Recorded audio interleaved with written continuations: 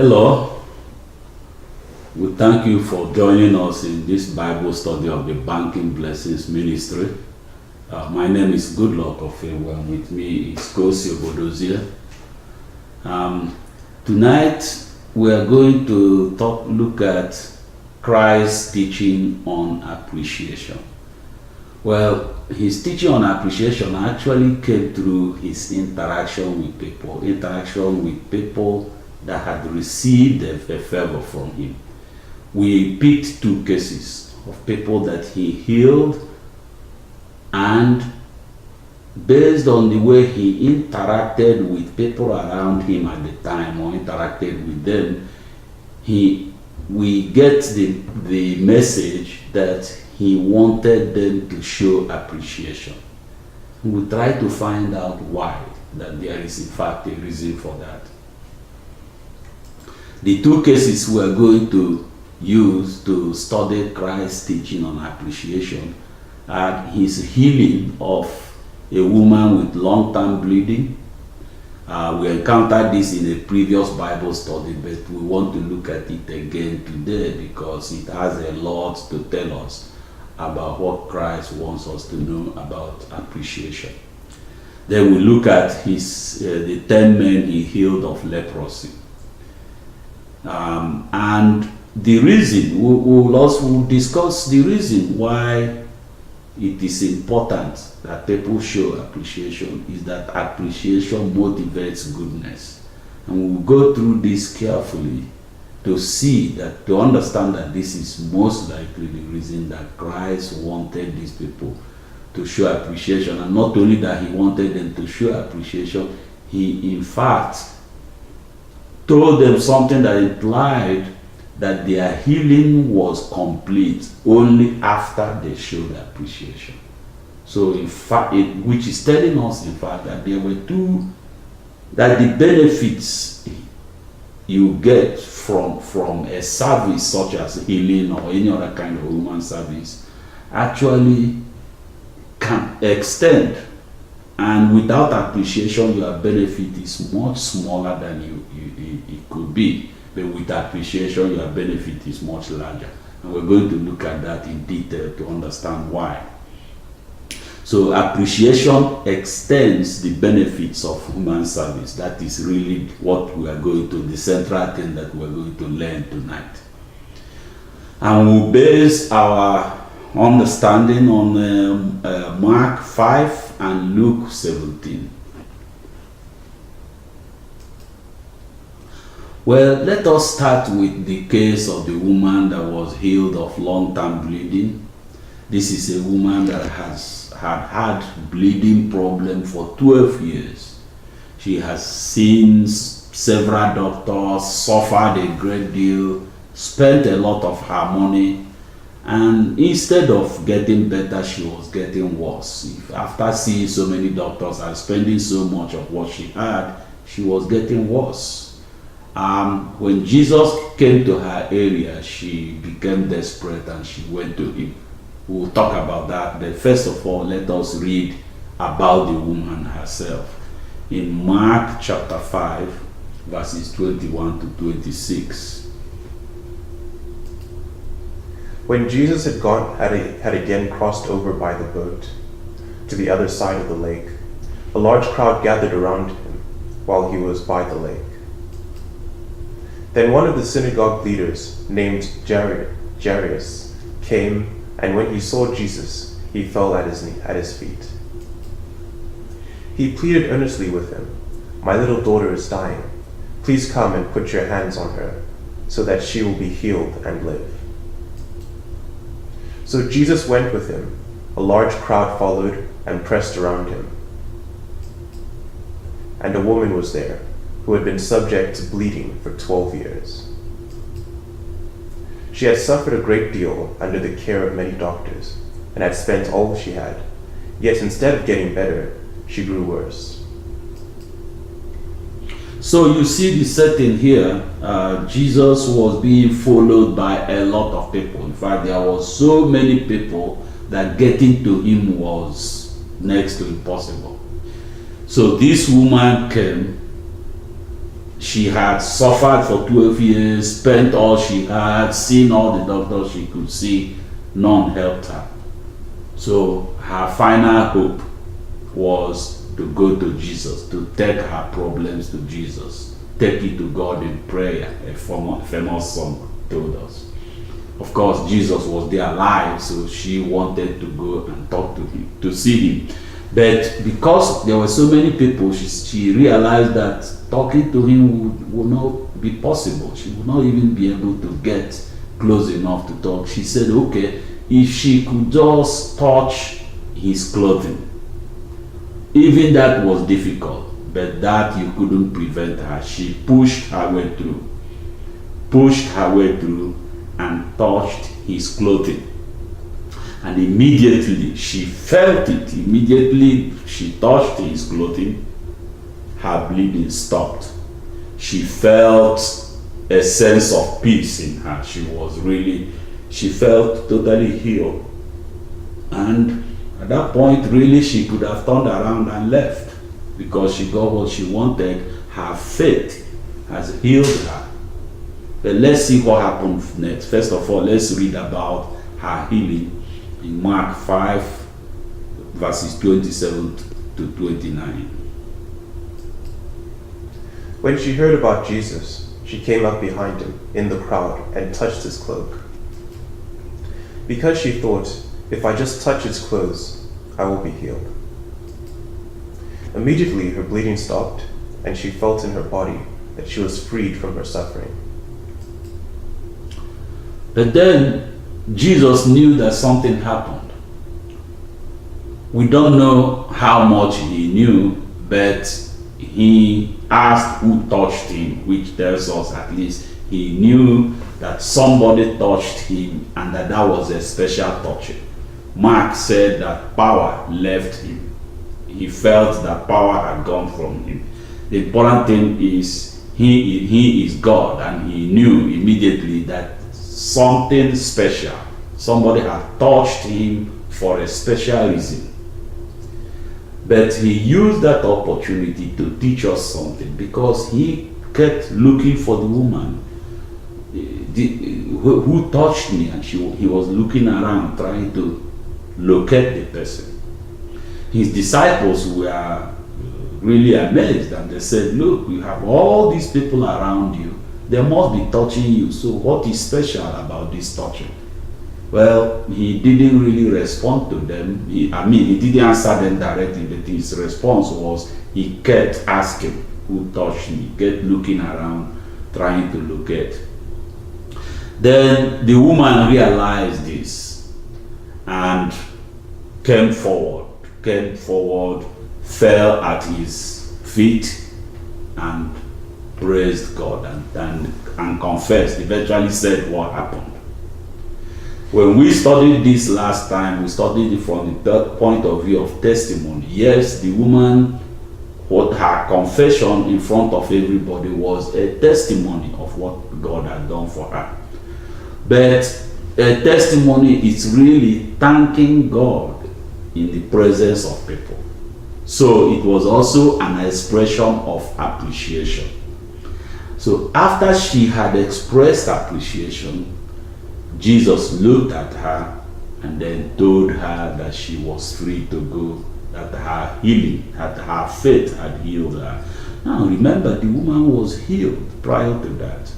But we'll talk about this a little more. But before then, let us read about it in Mark 5, verses 30 to 34. At once, Jesus realized that power had gone out of him. He turned around in the crowd and asked, "Who touched my clothes?"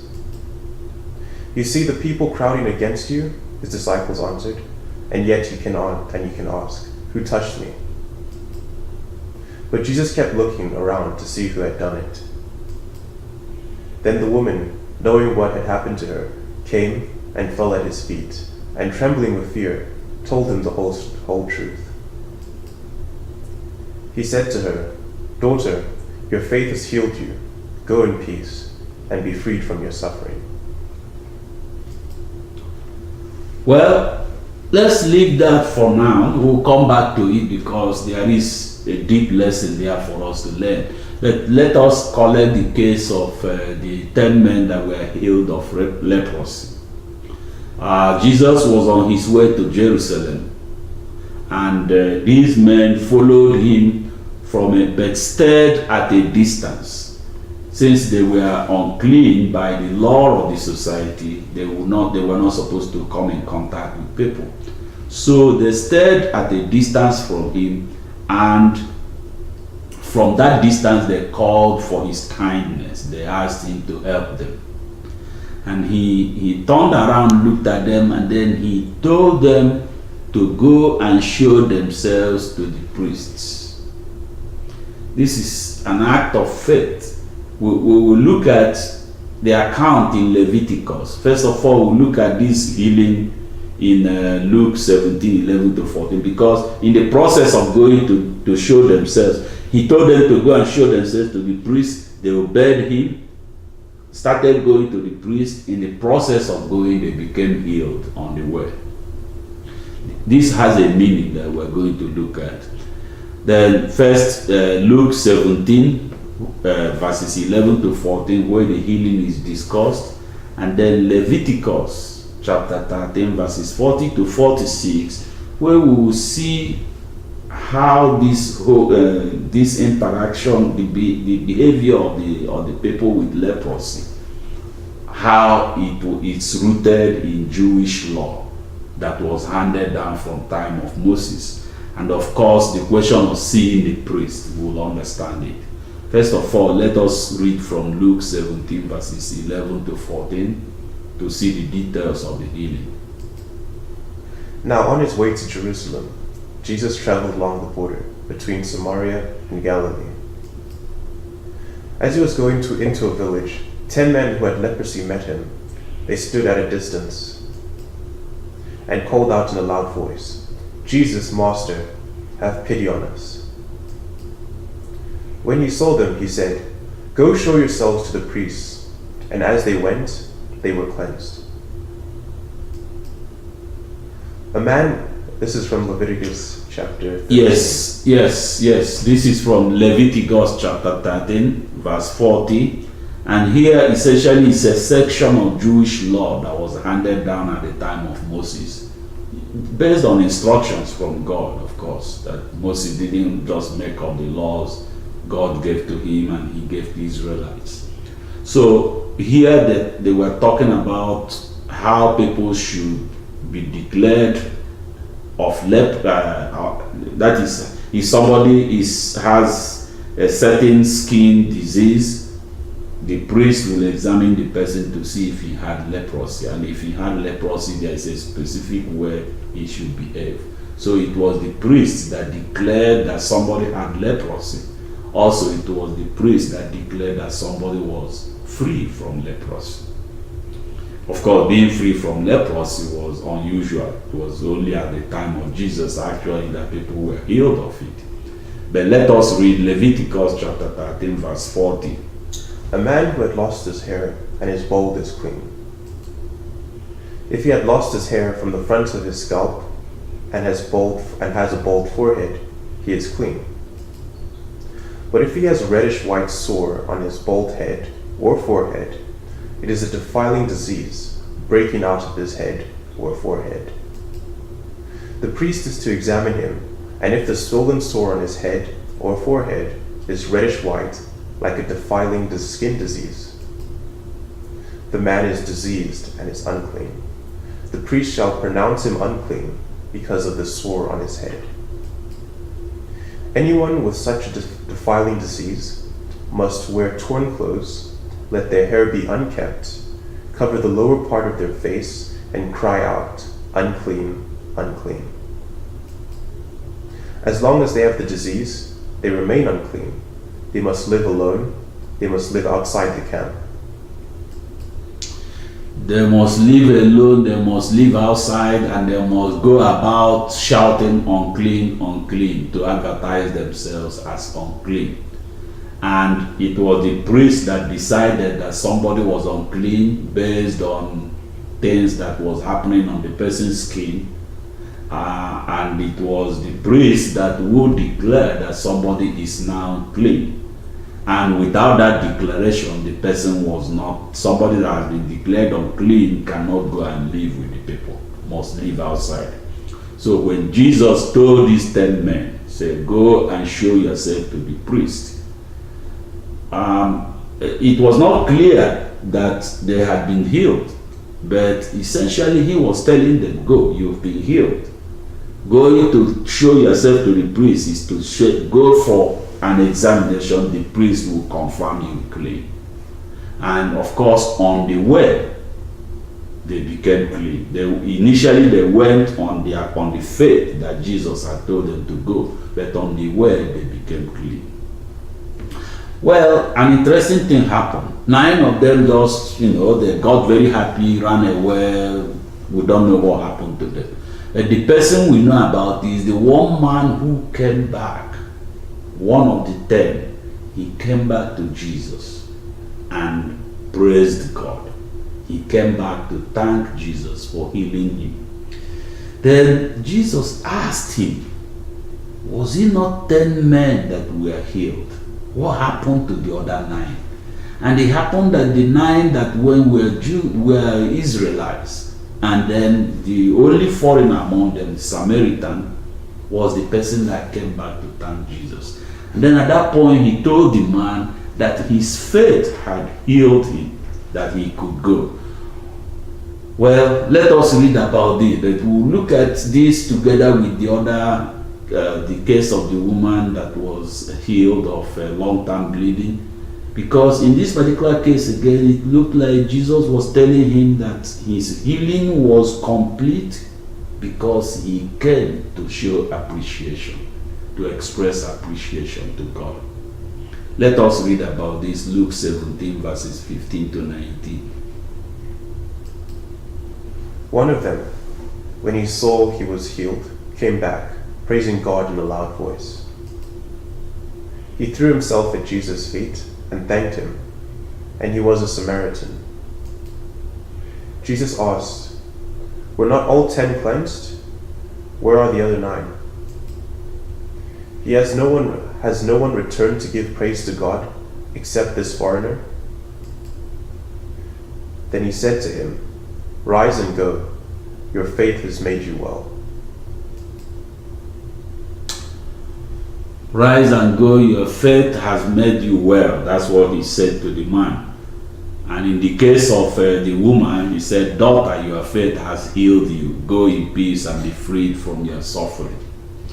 Well, something I find curious reading this is this, that these people had been healed.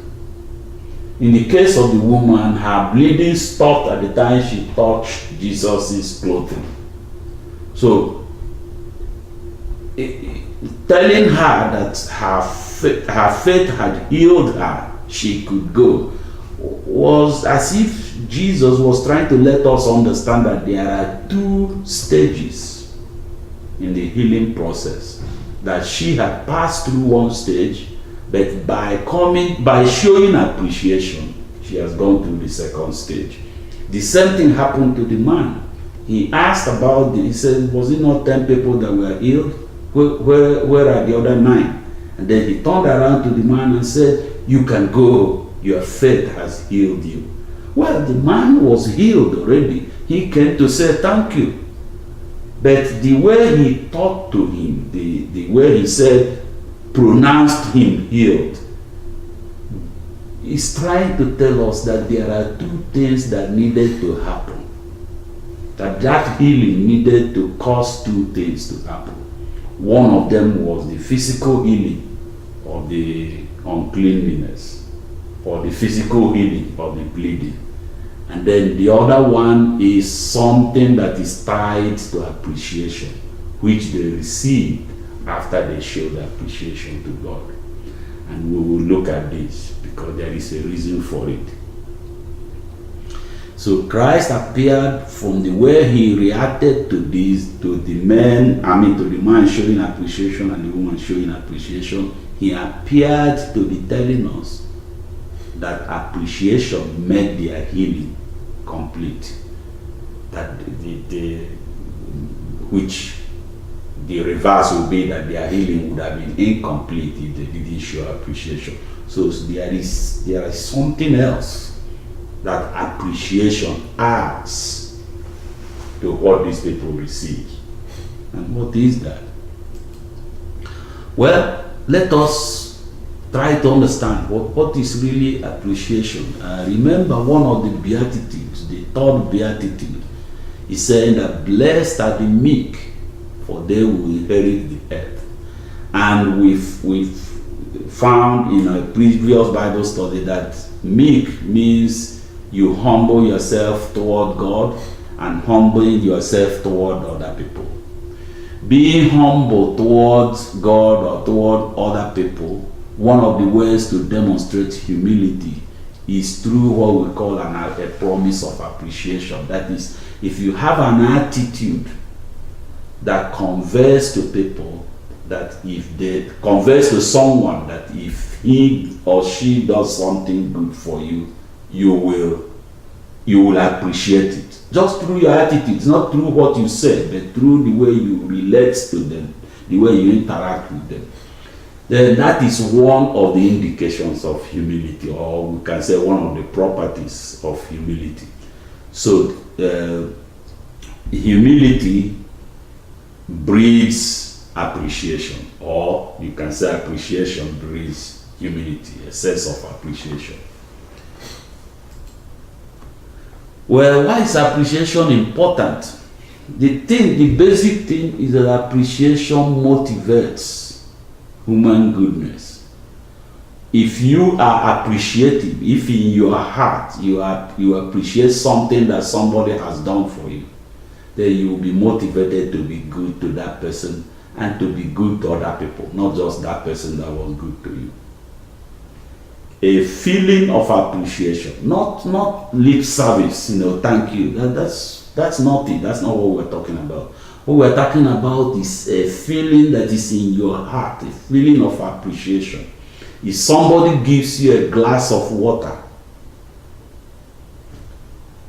and you have that deep feeling of appreciation, that feeling makes you look for something you can do for that person or something you can do for other people, because at times the immediate person is not available or doesn't need anything, but some other person may need something.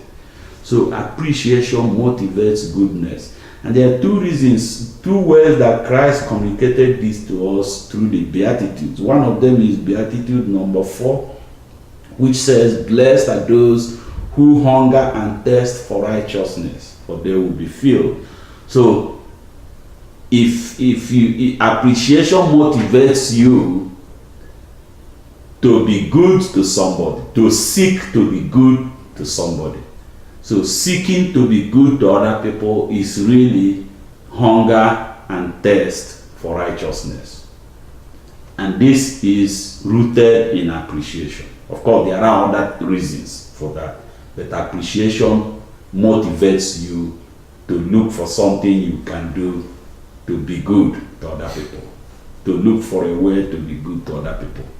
The 5th Beatitude said, blessed are the merciful, for they will be shown mercy. And this is really expressing being merciful, is being prepared to play your role as God's provider assistant.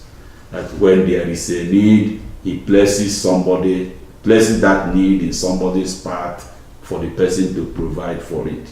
So if you appreciate what other people have done for you, then you will be attentive. You will be motivated to be good to them, but you will also be attentive to their needs.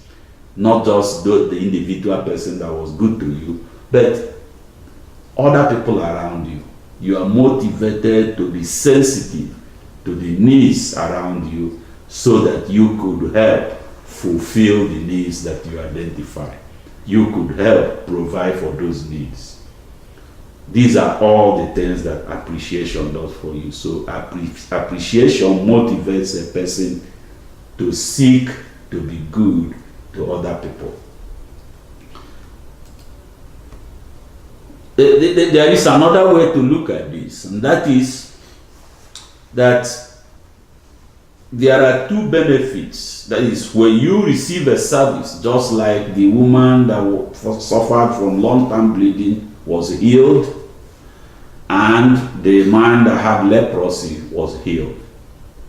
Or you need a glass of water and somebody gives it to you. So many other types of service that we can use as an example. Like when you receive a service, that there are two types of benefits that come to you because of that service. One of them, of course, is that your need has been provided for, your need has been fulfilled. If you were thirsty and somebody gave you a glass of water, your need for a glass of water has been fulfilled. The woman that needed healing, her need for healing had been fulfilled. The man that got healing for cleansed from leprosy, that need had been fulfilled. So that is the short-term benefit. But the long-term benefit is that you become appreciative of the service that you have received. And then that appreciation motivates you to be good to other people. Because it motivates you to be good, you become sensitive to the needs around you, so that you can help provide for these needs and will be good to other people by providing for those needs. That is a long-term process, and that is the real benefit of human service. Think about it. If you are not appreciative, all you get is the short-term benefit. You just receive the service, your need is fulfilled, and you go away. And that's why Christ was looking for that woman, wanted her to show appreciation, because appreciation was necessary. Appreciation would kickstart, would trigger the long-term benefit of the healing that she receives. The same thing with the man. Appreciation will trigger the long-term benefit of being cleansed from leprosy. If he just went away and he's happy that he's been healed, but that's not appreciation. That's just he's happy that his problem has been solved. But appreciation is now remembering that somebody did this for you, and then looking for a way to do something for other people because of the favor that you received. So that motivation to be good to others because you appreciate something that someone else did for you, that is the long-term benefit of human service. Jesus looked for the woman so that she could get the long-term benefit. He looked for he congratulated the man for coming to praise God, because that meant he was getting the long-term benefit. And of course, by interacting with them the way he did, he's teaching us. He already taught this lesson in the Beatitude, but he's using this opportunity to teach it again. To say, look, if somebody does something for you, and you just take it and leave, you really have missed the most important benefit of the service you received. Because the benefit will flow to you if the appreciation motivates you to be good to other people. Then think about it. Somebody has given you, cooked a meal for you. You eat. Well, yes, the benefit is you ate, you enjoy the food. But the more important benefit is that motivates you to be good to other people. To cook something and feed other people. Or to see somebody that needs a glass of water and give the person water. Or see somebody that needs transportation and give him direction or her. So many ways you can be good to other people. Appreciation will motivate that. If you are a taker is somebody that just receives a service and goes and takes a short-term benefit, then you will lose all this. You will lose this. Really, that what makes you a human being is appreciation of services received. And that's why children that are brought up in a home where they are cared for by their parents end up being caring children. Of course, if they are taught to be appreciative of the service they receive.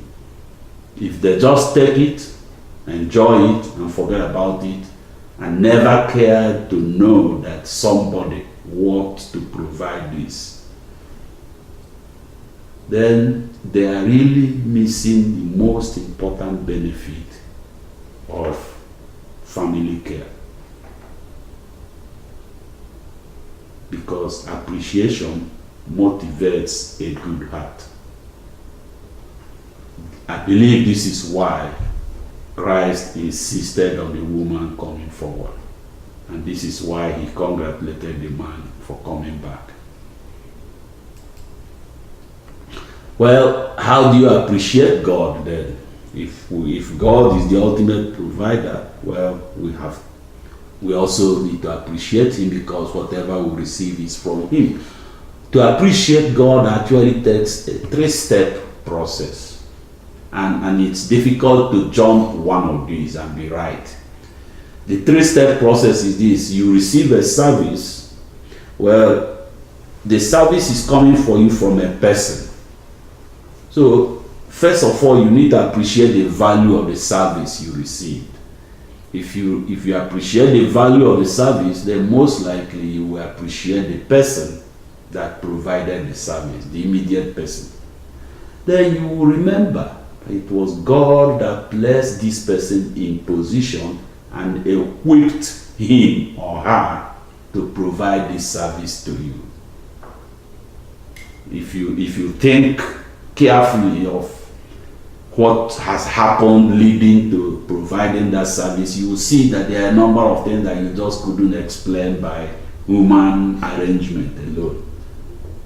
So somewhere in there, God has played a role to place someone in position to provide a service.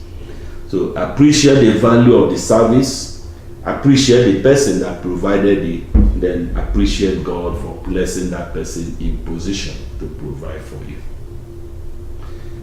Can you jump this?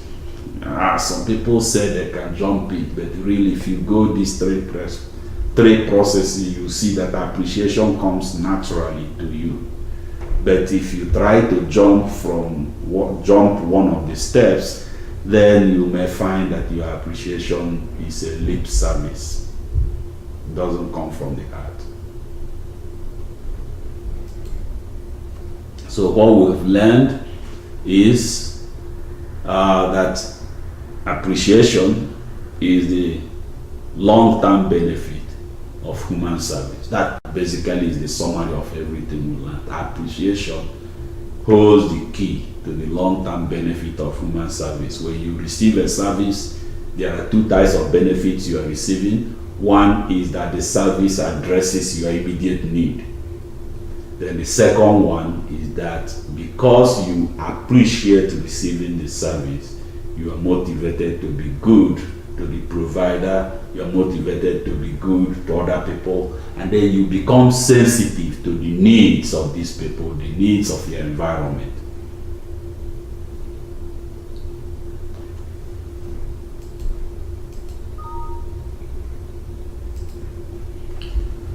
Well, Kosi, do you have any question or any comment? That was a pretty good summary. Okay.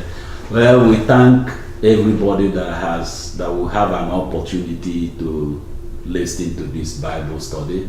We thank you for participating, and we pray that you learn something that will make a positive impact on your life and something that will bring you closer to God's purpose for your life.